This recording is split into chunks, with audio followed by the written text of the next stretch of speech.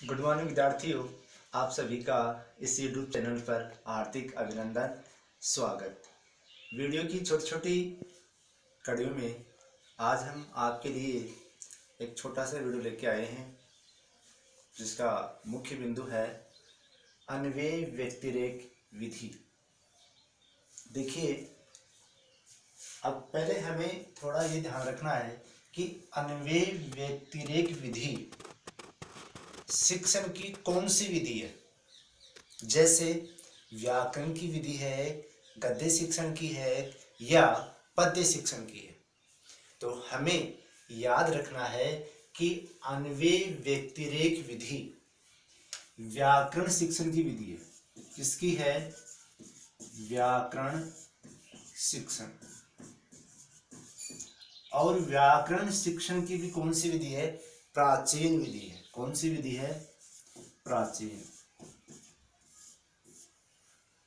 तो हमें क्या याद रखना है कि अन्वय व्यतिरेक विधि व्याकरण शिक्षण विधि के अंतर्गत आती है। इस विधि को प्राचीन शिक्षण विधियों के अंतर्गत रखा जाता है। अब बात करें हम अन्वय व्यतिरेक विधि, इसमें क्या आता है। सबसे पहले तो आपको ये ध्यान रखना है कि अन्वय व्यतिरेक विधि है, ये कोई पर्टिकुलर व्यक्ति विधि नहीं है। मतलब कि इस विधि का एकल रूप में इसका प्रयोग नहीं किया जाता है। मतलब जब किसी दूसरे विधि के द्वारा शिक्षण कार्य करवा रहे हैं, उस विधि में ये सहयोग का कार्य करती है। किसका कार्य करती है? सहयोग का कार्य करती है। देखिए, इस विधि को प्रकृति प्रत्यय विधि के नाम से भी जाना जाता है। तो इसका उपनाम क्या हुआ? प्रकृति प्रत्यय विधि। कौन सा? प्रकृति प्रत्यय विधि। प्रकृति प्रत्यय विधि का मतलब ये हुआ कि जब हम किसी शब्द की उत्पत्ति के बारे में बताते हैं, किसी शब्द की मूल धातु, प्रत्यय, उपसर्ग, उसके बारे में हम छात्रों को बताते हैं, इसलिए इसको प्रकृति प्रत्यय विधि भी कहते हैं। जब शिक्षण कार्य के दौरान कोई शब्द आ गया गद्यांश के अंतर्गत और वहीं तुरंत उसके बारे में बता दे, संधि ये, समास ये, उपसर्ग ये, प्रत्यय ये। तो इस प्रकार से जब हम किसी विषय वस्तु को पढ़ाते समय अगर उस शब्द की उत्पत्ति के बारे में बता देते हैं, तो वह विधि किसके अंतर्गत आएगी? प्रकृति प्रत्यय विधि के अंतर्गत आएगी। देखिए आगे क्या कह रहा है। व्याकरण पढ़ाते समय जब कोई शिक्षक बालकों को शब्द की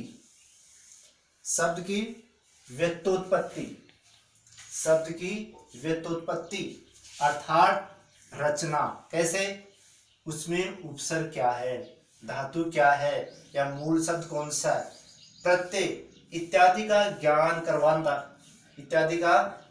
करवाता है, तो वह अन्वय व्यतिरेक विधि कहलाती है। कहने का मतलब ये है कि व्याकरण पढ़ाते समय शिक्षक के द्वारा जब किसी शब्द की व्युत्पत्ति, उस शब्द के मूल, धातु, उपसर्ग इत्यादि के बारे में ज्ञान करवाता है, तो वह किस विधि के अंतर्गत आएगा? अन्वय व्यतिरेक विधि के अंतर्गत आएगा, या उसे अन्वय व्यतिरेक विधि कहा जाएगा। आगे देखिए, व्याकरण शिक्षण के लिए इस विधि का अलग से स्वतंत्र प्रयोग नहीं करके अन्य विधियों के साथ जोड़कर सहयोगात्मक रूप से किया जाता है। कहने का मतलब क्या है कि अन्वय व्यतिरेक विधि एक स्वतंत्र विधि नहीं है। यह विधि व्याकरण शिक्षण में एक सहयोगात्मक रूप में कार्य करती है। किसके रूप में कार्य करती है? सहयोगात्मक रूप में कार्य करती है। फिर व्यतिरेक विधि में दो भाषाओं का तुलनात्मक अध्ययन भी करवाया जाता है। तो व्यतिरेक विधि में किनका तुलनात्मक अध्ययन करवाया जाता है? दो भाषाओं का तुलनात्मक अध्ययन भी करवाया जाता है। तुलनात्मक अध्ययन का मतलब यह है कि जैसे हम संज्ञा पढ़ा रहे हैं तो इंग्लिश में संज्ञा किस प्रकार से पढ़ाई जाती है या संज्ञा के बारे में कौन कौन से प्रकार बताए गए हैं, इस प्रकार से एक विषय वस्तु को दूसरी विषय वस्तु से तुलना करते हुए अध्ययन करवाया जाता है। तो वह कौन सी विधि कहलाती है? अन्वय व्यतिरेक विधि कहलाती है।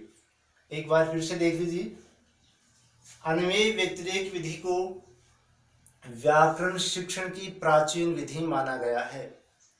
इस विधि को प्रकृति प्रत्यय विधि भी कहते हैं। इस विधि को प्रकृति प्रत्यय विधि भी कहते हैं। इस विधि में शिक्षक व्याकरण पढ़ाते समय उस शब्द की व्युत्पत्ति के बारे में अध्ययन करवाया जाता है। व्याकरण शिक्षण के लिए इस विधि का अलग से कोई स्वतंत्र प्रयोग नहीं होता है, इसको सहयोगात्मक रूप से इसका प्रयोग किया जाता है। इस विधि में तुलनात्मक अध्ययन करवाया जाता है, किन्हीं दो भाषाओं का तुलनात्मक अध्ययन करवाया जाता है। ये मुख्य मुख्य 3-4 बातें आपको याद रखनी है। आज के लिए बस इतना ही। मिलते हैं फिर एक नए वीडियो के साथ। आपका एक बार फिर से बहुत बहुत धन्यवाद।